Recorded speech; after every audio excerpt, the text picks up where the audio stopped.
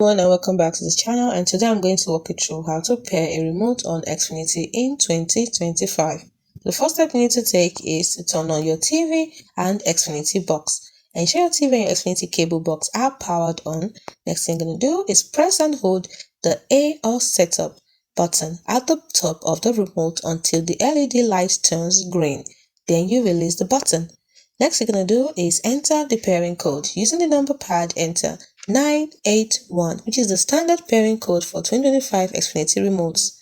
The LED will blink green twice if successful. Next thing you're going to do is to wait for confirmation. Your TV screen will display remote paired successfully, or the LED stays solid green.